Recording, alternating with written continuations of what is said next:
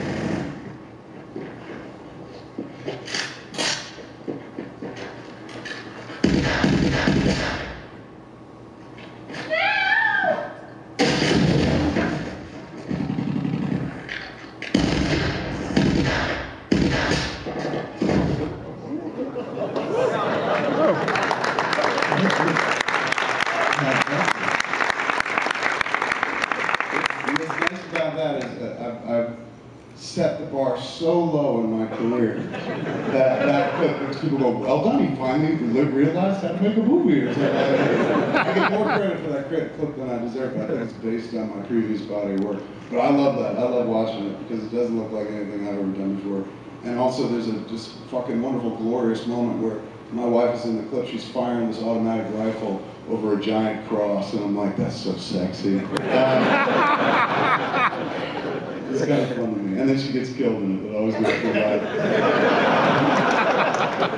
Because it just makes you win every argument you ever lost. You know? I think I know why you were playing Angry Birds last night. Shot her in the eye. Okay, so let's open things up to the floor, because I know you guys want to ask some questions. Start with this gentleman over here. Hi Kevin, my name is Joshua Cohen. I'm an independent producer here in Vegas. Okay, all right, man. I just wanted to start by saying thank you for everything you've done and contributed, and particularly the inspiration you provided to so many thousands of independent filmmakers like me. So Thanks, thank man. you for everything you've done. Thank you, appreciate that. I have a question about film tax incentives. Okay. Wanted to know what your experience is. We got a wonderful one on Red State right there. We shot in California, which is rare to shoot in California because usually the tax incentives are eaten up by the studios pretty quickly. But we sent in our application. There was somebody at the film office who was just like, there's a very small window if you can get in, you guys might be eligible. So the budget of the movie was $5 million, but after the tax incentive, it wound up being $4 million. So we've used one there, we've used one in Pittsburgh on Zach and Mary. We used the tax incentive program, we got some loot back there. We originally were heading to Detroit for the next movie with Hit Somebody because they had the sweetest tax incentive in the country, but now I guess there's talk of that going away, but we're still going to go there because Detroit has all the looks we need and stuff. But I believe in it, it's huge. I mean, unfortunately, I get in this economy, when it starts going away state by state, you can kind of understand it. You know, as a filmmaker, you're like, oh, there goes that sweet free money. But at the same time, you're like, hey man, I'm sure it's better put to use someplace else. Like, dude, in Detroit, it's just like, fuck these movie people, man. Let's fucking take care of some of our own and shit. And there's a school of thought that's like, well, if you bring in a bunch of movie folks or productions with incentive packages, they're pouring much more money into the economy than they're taking out from the tax incentive from the government. So I see that, I get it, but at the same time, I also understand that like when things are scary and there's no money, people are like, fucking kill the artists first, they mean nothing, you know. So I've always expected that. We get over-rewarded in many ways, but then when shit gets lean, right away, you're kind of the first to go for a minute until they need to be entertained, and then they come back looking for you. They always say, like during a recession, you know, crime and entertainment industry, which are usually the same thing, go very, very high up in terms of profit. Okay. Do you have any opinion on, right now Nevada is one of only 6 states in the country that doesn't have tax incentives. Yeah. We're trying to get them passed here. What do you think about that?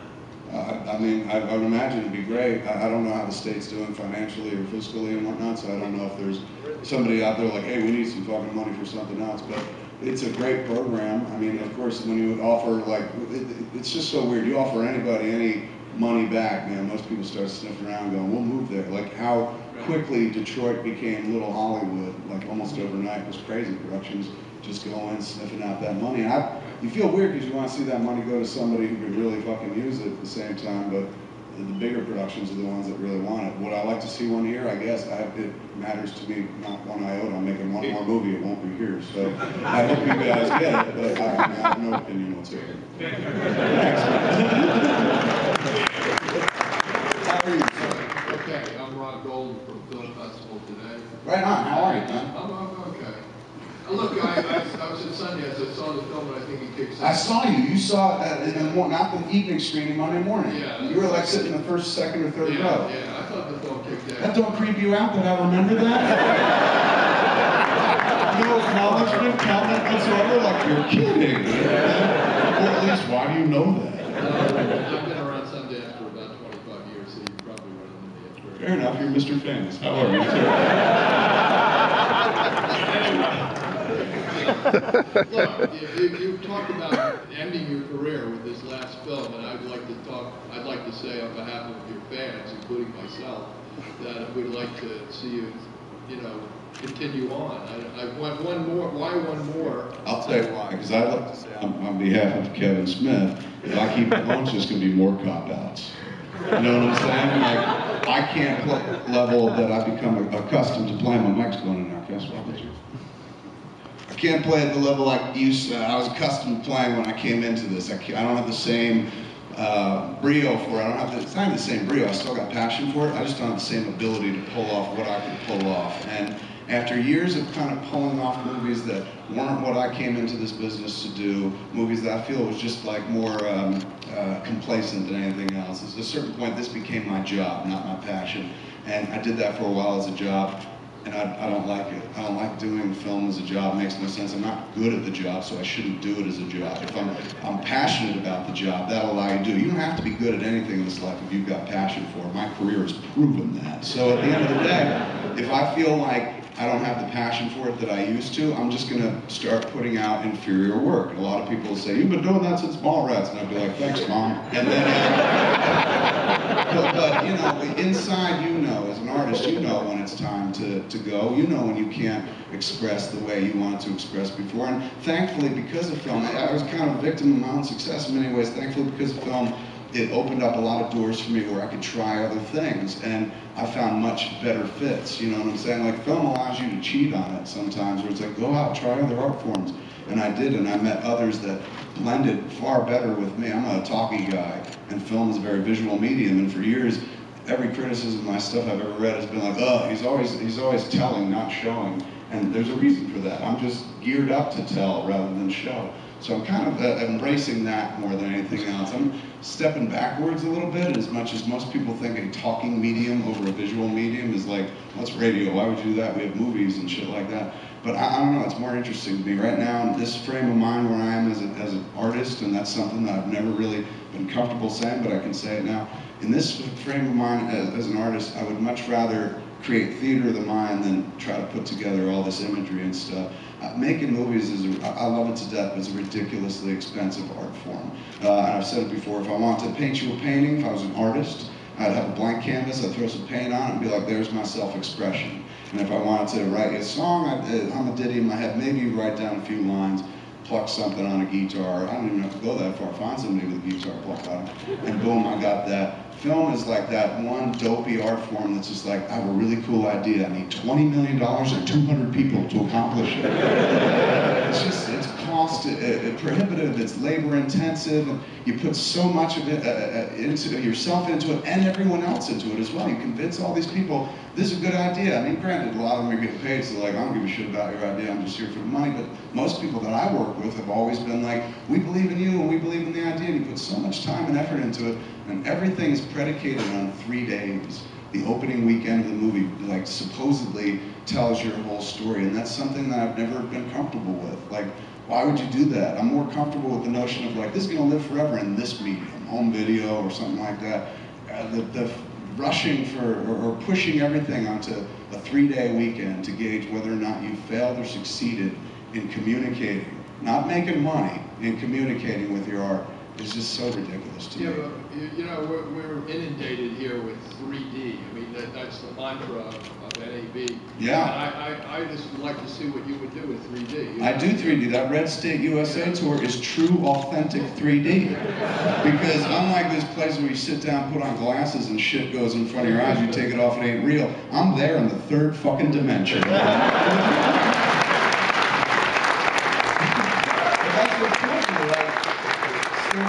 That to me is what I do. That's my tool. You're done.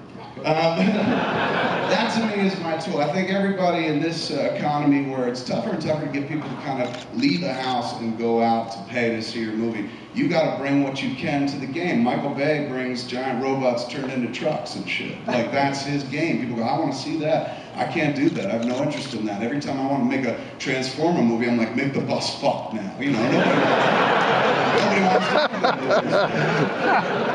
So you use what you got. And what I got is I've always buttressed the work with talking. Like, I've never been the guy that just made a movie, put it out there, and let it speak for itself. David Fincher does that every time. Spielberg pretty much does it.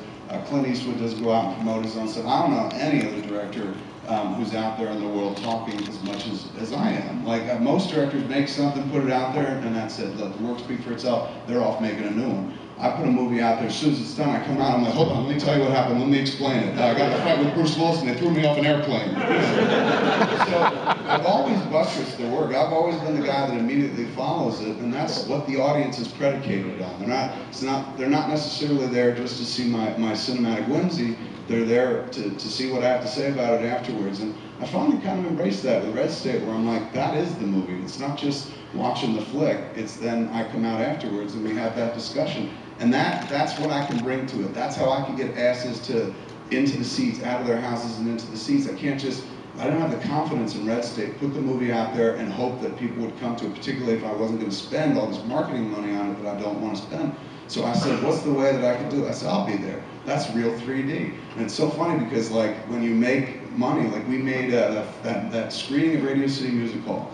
This was something we looked at early on, me and John Gordon. We said, how can we make a fucking splash? How do you fucking land on a list that like would sit there that people would then debate and fucking be like, this ain't true, or some people would be like, all right, it worked. and we looked at the top 10 single-screen grosser list. All the movies in the top 10 all time that have grossed on a single screen for one night only. And they were all Disney films, with the exception of Fox had Anastasia at the bottom of the list at number 10. Everything was like fucking Lion King, Finding Nemo, blah, blah, blah, all the way down. So we started doing the math going, if we got Radio City Music Hall and we got like over 2,800 people to show up, we can make it onto this fucking list. So